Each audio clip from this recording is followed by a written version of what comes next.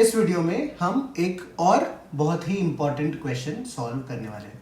Students, जितने भी questions हम इनवर्स ट्रिग्नोमेट्रिक फंक्शंस के सीरीज रिलेटेड सॉल्व कर रहे हैं ना, these are all very important. तो देखो हम यहाँ पे क्या करेंगे। यहाँ पे हमारे पास क्वेश्चन है, find the sum of the series sine inverse of 1/√2 plus sine inverse of √2 - 1 upon √6 and so on. और ये हमको एक nth टर्म दिया हुआ है and this goes up till infinity. इस सीरीज का वैल्यू हमको फाइंड आउट करना है। ये सीरीज क्या है? nth टर्म क्या है? Sign inverse of √n minus √n - 1 upon √n into n+1। तो देखो हम इसको कैसे सॉल्व करेंगे। देखो एक बार वापस मैं प्रोसेस बताता हूं। जब भी इनवर्स ट्रिग्नोमेट्रिक फंक्शंस का सीरीज रिलेटेड क्वेश्चन आता है तो उसमें हम जनरली दो फॉर्मूला यूज करते हैं, या तो tan inverse A minus tan inverse B का, या फिर sin inverse A minus sin inverse B का। तो हम देखेंगे tan इनवर्स से रिलेटेड tan इनवर्स वाले क्वेश्चंस भी देखेंगे, बट इस वीडियो में हम ये इलस्ट्रेट कर रहे हैं कि sin inverse A minus sin inverse B का फॉर्मूला कैसे हेल्पफुल होता है। तो उसके लिए हम सबसे पहले हम जनरल टर्म को सिंप्लीफाई कर लेते हैं।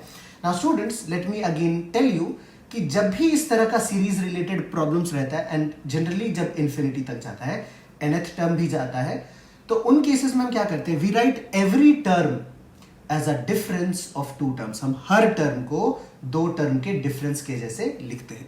तो हम स्टार्ट करते हैं स्टूडेंट्स। देखो सबसे पहले हमने हमारा जनरल टर्म लिख लिया, तो ये आ जाता है sine inverse √n minus √n - 1 upon √n into n+1 ना। और हम फॉर्मूला कौन सा यूज करने वाले हैं? Sign inverse A minus sine inverse B का। ये फॉर्मूला हो जाता है sign inverse of A into √1 - b² minus B into √1 - a²। ये हो जाता है हमारा फॉर्मूला। तो अभी हम क्या करते हैं ना, इसको थोड़ा एक रीअरेंज करते हैं।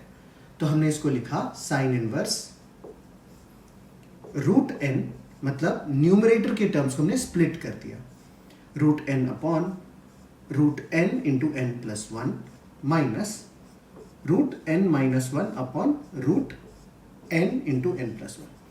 अब ध्यान से देखना स्टूडेंट्स, यहां पे इंपॉर्टेंट स्टेप होने वाला है। हमने इसको लिखा sine inverse 1 upon √n and बाकी क्या क्या बचे, इस √n को हमने अलग कर लिया, बाकी ये √n रह गया और ये वाला टर्म रह गया। इसको हमने लिखा √n/n+1।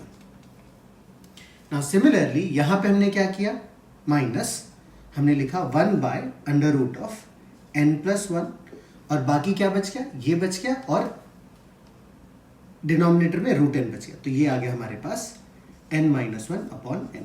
इस तरह से हमने रीअरेंज कर लिया। अब ध्यान से देखो स्टूडेंट्स, इसको हम लेटर से A कह लेते हैं। तो फॉर्मूला के अकॉर्डिंग यहां पे A है और यहां पे √1 - a² है। तो ये अगर A है तो √1 - a² क्या बन जाएगा? ये बन जाएगा √1 - a², मतलब 1 अपॉन n। और इसको अगर हम सिंप्लीफाई करेंगे तो ये हमारे पास आ जाएगा n - 1 अपॉन n। तो ये वाला टर्म बन गया। I hope this is clear. तो इसको हम कह देते हैं कि दिस इज √1 - a²। तो कैसे कैसे दिख रहा है, A और ये मिल गया। अब लेटर से इसको हमने B कह लिया, तो √1 - b² क्या फॉर्म हो जाएगा? हमने लिखा √1 - b² इज इक्वल टू √1 इसका स्क्वायर करेंगे तो ये आ जाएगा 1/n+1। और इसको हम कैसे सिंप्लीफाई करेंगे? दिस विल बिकम n+1 - 1, तो ये बन जाएगा n अपॉन n+1। मतलब ये जो टर्म दिख रहा है ना, ये है बेसिकली √1 - b²। तो आई होप समझ में आ रहा होगा कि हमने इसको किस तरह से लिखा, सो दैट ये जो फॉर्मूला था ना, उस पैटर्न में हमारे सारे टर्म्स अरेंज हो गए। Is that clear students? तो यहां तक आने के बाद हम क्या करेंगे, so this is equal to sine inverse A minus sine inverse B। A की वैल्यू है 1/√n और B की वैल्यू है 1 अपॉन √n+1। तो लास्ट स्टेप तक हमने कैसे रीअरेंज किया था ये हमको समझ में आ गया। तो इसको हम कैसे लिख सकते हैं इसको हम लिख सकते हैं sign inverse of 1/√n minus sine inverse of 1/√n + 1। ये आ गया हमारा जनरल टर्म।